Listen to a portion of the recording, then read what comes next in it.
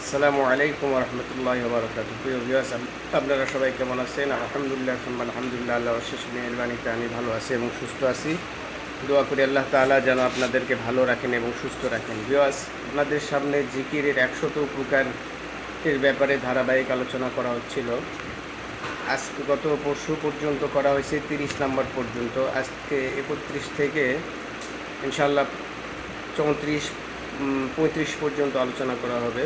বাকি আল্লাহ তাআলার ইচ্ছা, আল্লাহ যদি চাই তো বাকিটা আরও করতে পারবো ইনশাআল্লাহ।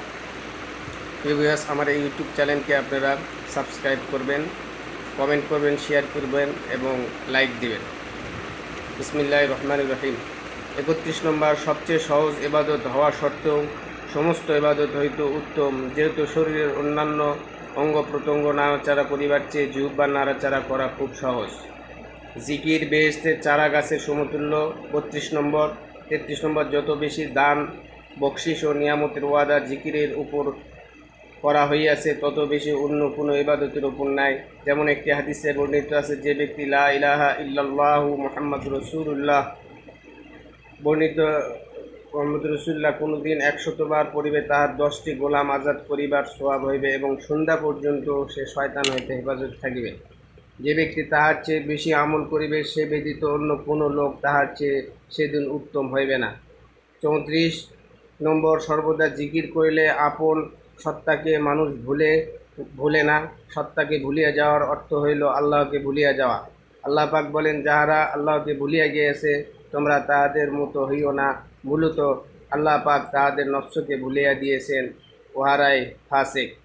বস্তুত মানুষ আপন নফসকে ভুলিয়া গেলেই তাহার ধ্বংসের কারণ হইয়া দাঁড়ায়। যেমন কোনো ব্যক্তি যদি বাগান বা ক্ষেত খামার করিয়া উহাকে ভুলিয়া যায়, অর্থাৎ উহার রক্ষণাবেক্ষণ না করে, তবে উহা নিশ্চয় বিনাশ হইয়া যাইবে।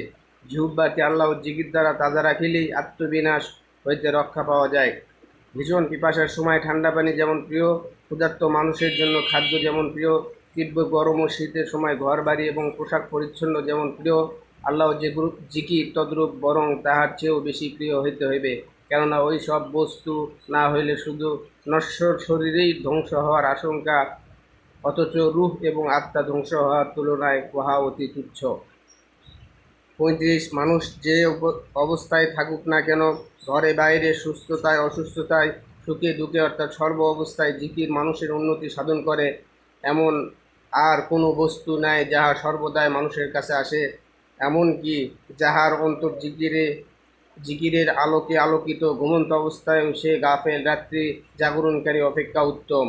আল্লাহ তাআলা আমাদেরকে বেশি বেশি করে জিকির করার তৌফিক দান করুন। আমিন। ওয়া আখিরু দাওয়ানা আলহামদুলিল্লাহি রাব্বিল আলামিন। আসসালামু আলাইকুম ওয়া রাহমাতুল্লাহি ওয়া বারাকাতুহু।